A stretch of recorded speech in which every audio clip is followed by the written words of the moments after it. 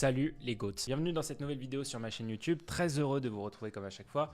Aujourd'hui on va parler de l'outil no-code numéro 1, je veux bien sûr parler de Bubble. Bubble c'est un outil qui a été créé en 2012 par Emmanuel Strachnov, un français, et Joshua Haas, un américain, et ensemble ils ont créé le premier outil no-code en quelque sorte, en tout cas le premier de cette nouvelle génération, puisque Webflow a été officiellement créé en 2012 et Notion en 2018. Donc rien que ça doit vous donner une idée de à quel point Bubble a été pionnier sur le no-code. Mais avant de commencer, si tu ne me connais pas, je suis Théo, un entrepreneur indépendant qui parle sur YouTube de no-code, de productivité, mais aussi de soloprenariat. Si ça t'intéresse, pense à t'abonner et pense à activer la cloche pour recevoir mes prochaines vidéos. Cette vidéo est la première d'une série de 25 vidéos pour t'aider à construire ton business grâce au no-code et précisément grâce à Bubble.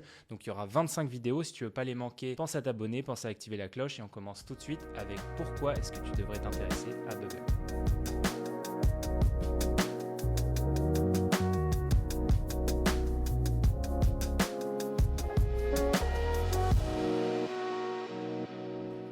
Alors, pendant des années, Josh et Emmanuel ont travaillé sur une plateforme qui pourrait permettre de traduire le code en langage visuel. Entre guillemets, ce qu'ils ont fait, c'est qu'ils ont pris des espèces de bouts de code qu'ils ont créés sous forme de blocs visuels. Et grâce à ça, ça permet à des gens qui n'étaient pas faits pour être développeurs, qui n'étaient pas faits pour regarder des lignes de code toute la journée, et l'ont donné au plus grand nombre grâce justement à cette possibilité de créer des applications visuelles. Ils sont partis d'un Canva où on pouvait drag and drop les éléments directement sur le Canva afin de créer l'application qu'on voudrait. D'ailleurs, quand on me demande ce que je fais, ce que est mon métier, je dis qu'il y a des devs, des développeurs qui ont créé des bouts de code pour que des gens comme moi puissent créer des sites, des logiciels, des produits, des outils internes sans avoir à coder une seule ligne de code. Évidemment, on y reviendra plus tard. On va quand même, quand on fait sur du Bubble, toucher un tout petit peu au code, mais l'idée de base, c'est de pouvoir simplifier grosso modo le process de création afin d'aller plus vite, afin que ça coûte moins cher, être plus efficace en termes de nombre de personnes. Aujourd'hui, il existe une pléthore d'outils no-code. Il y en a pour faire des applications mobiles, il y en a pour faire des automatisations, il y en a pour faire des applications web, il y en a pour faire des outils internes. Bref, peu importe ce que vous voulez faire sans coder, vous pouvez le faire grâce à ces outils no-code. Mais Bubble, c'est le meilleur tout simplement parce qu'il permet de tout faire. Que vous vouliez faire des outils internes, des marketplaces, des SaaS, des applications mobiles, vous pouvez le faire que ce soit de manière native, c'est-à-dire que Bubble vous le permette, ou alors avec des outils externes qui vont complémenter l'offre de Bubble. Mais en tout cas, Bubble, c'est le plus puissant et parfois sur certains projets, vous allez partir sur, par exemple, faire un site sur Webflow. Vous allez arriver sur Webflow et vous allez voir que vous allez être limité à certains endroits.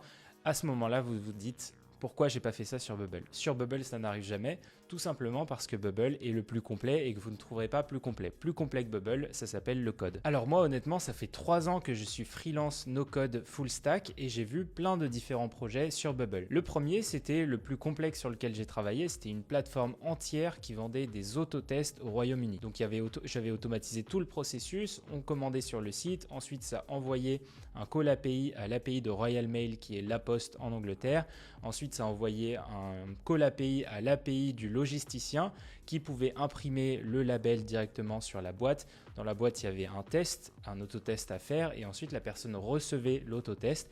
Elle scannait un QR code pour accéder à un portail où elle pouvait uploader la photo de son test. Ensuite, ça envoyait un call API à l'API de Google Vision qui permettait de reconnaître s'il y avait un trait ou deux traits et qui faisait un premier tri qui était doublement vérifié ensuite par une équipe de vérificateurs qui disait si c'était négatif ou positif. Il y avait 2 personnes qui vérifiaient. Ensuite, ça envoyait un call API justement au gouvernement anglais pour savoir qui était négatif. Et ensuite, ça envoyait le certificat à la personne qui avait commandé. Donc là, en termes de complexité, on est déjà pas mal, mais il y en avait d'autres. Il y avait une plateforme pour des gens qui louaient des espaces de stockage où ça fonctionnait avec des puces NFC. Donc tout ça était lié sur Bubble. Donc voilà, et vraiment, il y a une pluralité de projets. On peut vraiment tout faire et peu importe la plateforme, que ce soit sur mobile, sur desktop, sur le web, on peut même faire des applications desktop, des extensions Chrome. Donc on peut tout faire sur Bubble. Si Bubble n'existait pas, ces projets auraient sans doute pris plusieurs mois pour être accomplis et auraient nécessité plusieurs devs. Moi, j'étais tout seul et ça m'a pris entre quelques semaines et plusieurs mois pour les plus gros, justement parce que Bubble, le fait que ce soit des petites briques qu'on puisse justement venir glisser comme ça nous simplifie le travail et ça augmente la vitesse de production sur Bubble. Alors maintenant que ça est dit, comment est-ce que vous pouvez mettre Bubble à votre avantage? Il y a 3 moyens possibles. La première façon d'utiliser Bubble, ce serait pour créer votre propre projet. Vous avez sans doute déjà eu une idée de projet de business à lancer, etc. et vous étiez peut-être frustré en vous disant « Ah, mais j'ai pas de développeur, je vais pas pouvoir le faire ». Bubble, c'est un énorme terrain de jeu qui vous coûte 25 € par mois où vous pouvez tester plein de choses et vous pouvez itérer sur votre projet.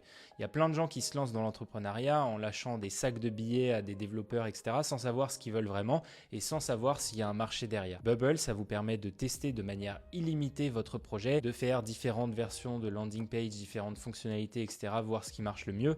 Et une fois que vous avez validé, vous pouvez soit continuer avec Bubble, soit passer sur d'autres développeurs. Mais en tout cas, c'est un vrai moyen de pouvoir tester votre projet. D'ailleurs, les détracteurs de Bubble vont souvent dire qu'on ne peut pas scaler de manière infinie. Je l'ai fait une fois, j'ai scalé une application Bubble sur AWS, les serveurs d'Amazon, qui hébergent la globalité des applications qu'on peut trouver qui sont faites en code.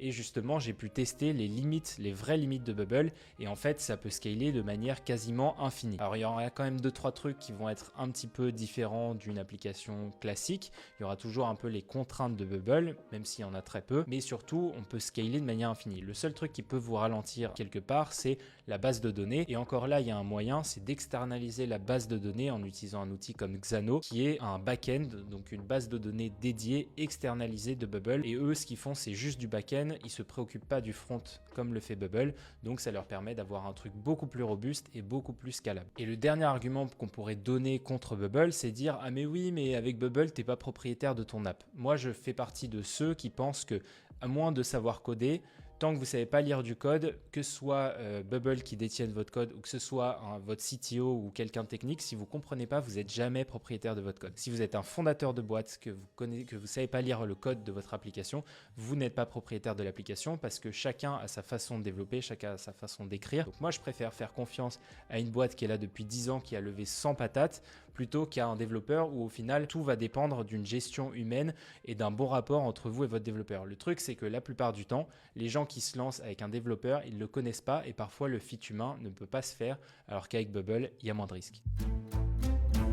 Ensuite, le deuxième point, c'est d'être freelance. Moi, c'est ce que je fais depuis 3 ans. Je suis freelance no-code full stack, mais j'ai surtout travaillé sur des projets en free sur Bubble et justement c'est un bon moyen pour vous de vous rémunérer, tout simplement parce que Bubble étant l'outil le plus compliqué, c'est aussi celui qui a le plus de demandes. Sur Bubble, c'est un petit peu plus délicat parce que la courbe d'apprentissage est plus élevée.